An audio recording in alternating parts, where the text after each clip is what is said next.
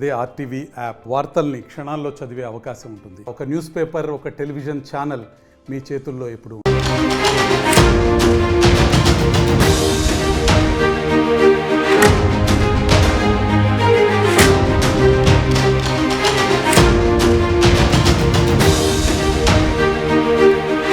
రాష్ట్రంలో పోలీసుల వరుస ఆత్మహత్యలు కలకలం రేపుతున్నాయి. కష్టం వచ్చిన వారికి ధైర్యంగా నిలబడి అండగా నిలవాల్సిన పోలీసులే వ్యక్తిగత సమస్యల్లో చిక్కుకొని బలవన్మరణాలకు పాల్పడుతున్నారు. తాజాగా నిన్న సిద్దిపేట కాళ్ళకుంట కాలనీలో తీవ్ర విషాదం చోటు చేసుకుంది. ఏఆర్ కానిస్టేబుల్ కుటుంబం ఆత్మహత్య యత్నం చేసింది. భార్య పిల్లలకు విషమిచ్చి ఉరేసుకున్నారు కానిస్టేబుల్ బాలకృష్ణ. కానిస్టేబుల్ బాలకృష్ణ మాత్రం మృతి చెందారు. భార్య, ఇద్దరు పిల్లల పరిస్థితి విషమంగా ఉంది. ఇక ఆన్లైన్ సంస్థ మోసానికి కానిస్టేబుల్ బలయ్యారు. అధిక లాభాలకు ఆశపడి 25 లక్షలు అప్పు చేసి ఫోనిక్స్ అనే సంస్థలో పెట్టుబడి పెట్టి మోసపోయారు కానిస్టేబుల్ బాలకృష్ణ. అప్పులు పెరగడం వల్ల మనస్తాపంతో ఆత్మహత్య చేసుకున్నాడు. 17వ బెటాలియన్ చెందిన కానిస్టేబుల్ బాలకృష్ణ సిరిసిల్లలో విధులు నిర్వహిస్తున్నారు. ఈ నేపథ్యంలో బాలకృష్ణ ఒక్కసారిగా ఈ బలవన్మరణానికి పాల్పడడంతో కలకలం రేగింది. ఆదివారం జరిగింది ఘటన. ఉమ్మడి మెదక్ జిల్లాలో నిన్న ఇద్దరు ఆత్మహత్య చేసుకున్నారు. అందులో బాలకృష్ణ, సిద్దిపేట చెందినటువంటి బాలకృష్ణ, ఆయన సిరిసిల్లలో హెడ్ కానిస్టేబుల్గా విధులు నిర్వహిస్తున్నాడు. రాజన్న సిరిసిల్ల జిల్లా గంభీరావుపేట మండలం లింగన్నపేటకు చెందిన బండారి బాలకృష్ణ, భార్య మానస, ఇద్దరు కుమారులతో కలిసి సిద్దిపేట పట్టణం కాళ్ళకుంట కాలనీలో నివాసం ఉంటున్నారు. బాలకృష్ణ రాజన్న సిరిసిల్ల జిల్లా 17వ బెటాలియన్లో హెడ్ కానిస్టేబుల్గా ఆర్మర్గా విధులు నిర్వహిస్తున్నారు. ప్రతిరోజు సిద్దిపేట నుంచి విధులకు వస్తుంటారు. అయితే ఫోనిక్స్ అనే ప్రైవేట్ కంపెనీలో ఫోన్పే, గూగుల్ పే, నెఫ్ట్ ద్వారా పలు విడతలుగా సుమారు 25 లక్షలు పెట్టుబడిగా పెట్టినట్టు తెలుస్తుంది. ఈ క్రమంలో చాలా అప్పులు చేశారు. అయితే పెట్టుబడులపై ఆశించిన ఆదాయం రాకపోవడంతో అప్పులు తీర్చే మార్గం లేక ఆత్మహత్య చేసుకోవాలని నిర్ణయించుకున్నాడు. అదే విషయాన్ని భార్యతో చెప్పి శనివారం రాత్రి ఎలుకల మందు కలిపిన టీని ఇద్దరు పిల్లలకు తాగించి భార్యాభర్తలు కూడా తాగారు. ఆదివారం తెల్లవారుజామున మేల్కొన్న బాలకృష్ణ లేచి చూడగా అందరూ స్పృహలోనే ఉన్నారు. ఇది గుర్తించి అతడు పక్క గదిలోకి వెళ్ళి ఫ్యాన్ ఉరేసుకొని ఆత్మహత్యకు పాల్పడ్డాడు. విషయం తెలుసుకున్న పోలీసులు బాలకృష్ణ భార్య మానస, ఇద్దరు కుమారులను సిద్దిపేట ప్రభుత్వ ఆసుపత్రికి తరలించారు.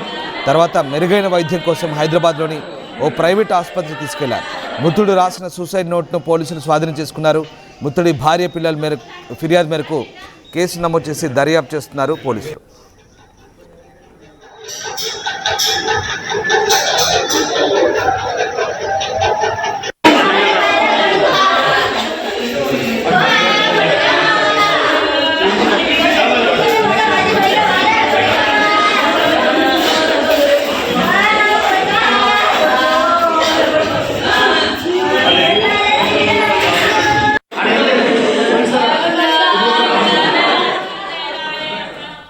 ఆన్లైన్ ఫైనాన్స్ సంస్థను నమ్మి పెట్టుబడులు పెట్టి ఆశించిన ఫలితం రాక అప్పులు తీర్చే మార్గం లేక ఓ హెడ్ కానిస్టేబుల్ బలవన్మరణానికి పాల్పడ్డ ఘటన సిద్దిపేటలో కలకలం రేగుతోంది. సిరిసిల్లో హెడ్ కానిస్టేబుల్గా పనిచేస్తున్న బాలకృష్ణ తొలుత ఎలుకల మందు తాగాడు. అయినప్పటికీ చనిపోకపోవడంతో తిరిగి స్పృహలోకి వచ్చిన తర్వాత మళ్ళీ ఉరేసుకొని ఆత్మహత్య చేసుకున్న ఘటన, బలవన్మరణానికి పాల్పడ్డ ఘటన కలకలం రేపుతుంది. ఎస్, మహేష్ జైన్ గారు సిద్దిపేట నుంచి. మహేష్, బాలకృష్ణ బలవన్మరణానికి సంబంధించి పోలీసులు ఏం చెప్తున్నారు? ఈ ఘటనకు సంబంధించి ఎలాంటి దర్యాప్తు సాగుతుంది? ఎస్ రామదాస్, ఉమ్మడి మెదక్ జిల్లా వ్యాప్తంగా ఇప్పటికే తరచుగా పోలీసులకు ఏదో రకంగా వేధిస్తున్నారని చెప్పుకోవచ్చు. ఎందుకంటే అతి తక్కువ పెట్టుబడితో ఎక్కువ లాభాలు వస్తాయి అంటూ ఊరించిన ఒక ఆన్లైన్ ఫైనాన్స్ సంస్థను నమ్మిన కానిస్టేబుల్ 25 లక్షల అప్పు చేసి అందులో పెట్టుబడులు పెట్టి మోసపోయారు. అప్పు తీర్చే మార్గం కనబడక మనస్తాపానికి గురై భార్య, 10 ఏళ్ల కూడా దాటని ఇద్దరు కుమారులతో సహా ఆత్మహత్య యత్నం చేసి చివరకు ఉరేసుకుని బలవన్మరణం పడిన సంఘటన సిద్దిపేట జిల్లాలో కలకలం లేపిందని చెప్పొచ్చు. అయితే మృతుడు రాజన్న సిరిసిల్ల జిల్లా గంభీరావుపేట మండలం లింగన్నపేటకు చెందిన బండారి బాలకృష్ణ సిద్దిపేటలో నివాసం ఉంటున్న సిరిసిల్లలో 17వ బెటాలియన్ హెడ్ కానిస్టేబుల్ గా విధులు నిర్వహిస్తున్నారు. తక్కువ పెట్టుబడితో అధిక లాభాలు వచ్చాయంటూ ఊరించిన ఫోనిక్స్ అనే ఒక ఆన్లైన్ ప్రైవేట్ ఫైనాన్స్ సంస్థ నమ్మిన బాలకృష్ణ 25 లక్షలు అప్పు చేసి అందులో పెట్టుబడి పెట్టి మోసపోయారు.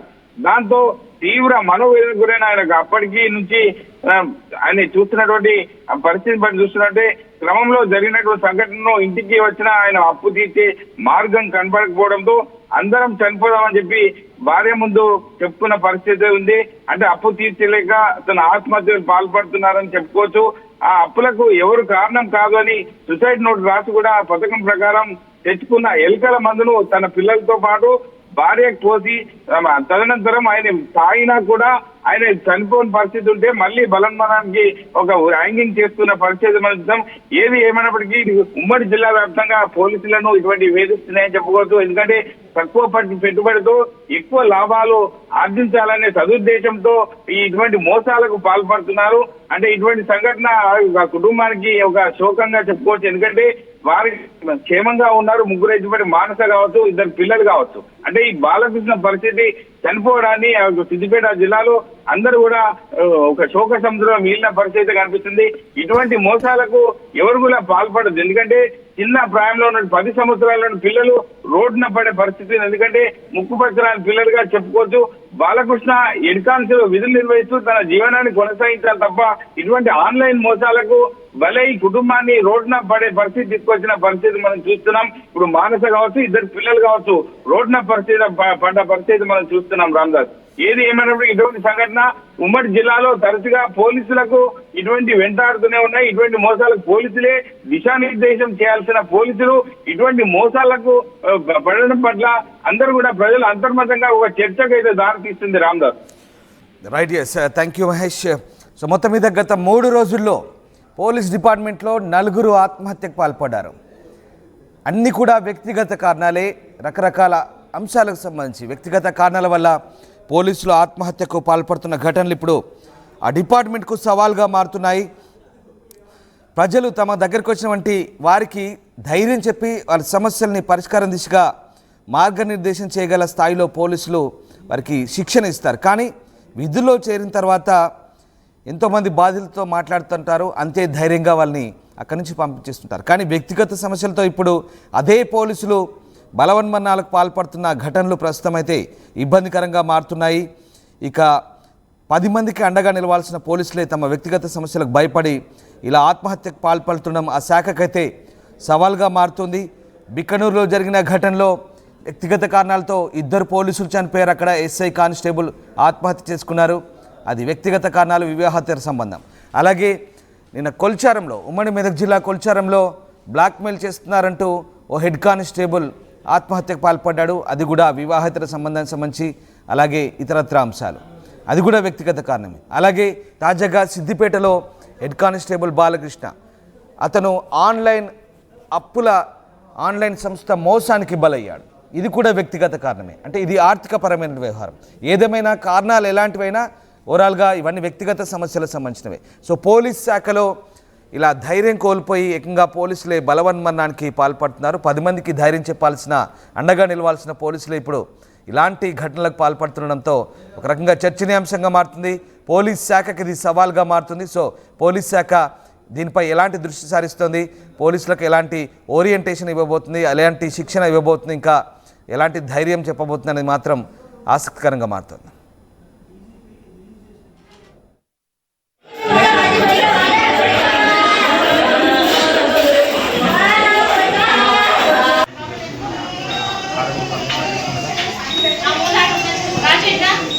ఏం పేరట పేర్లు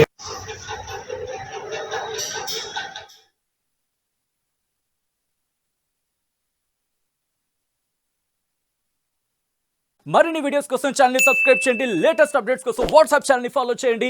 అండ్ లింక్ డిస్క్రిప్షన్ లో ఉంది.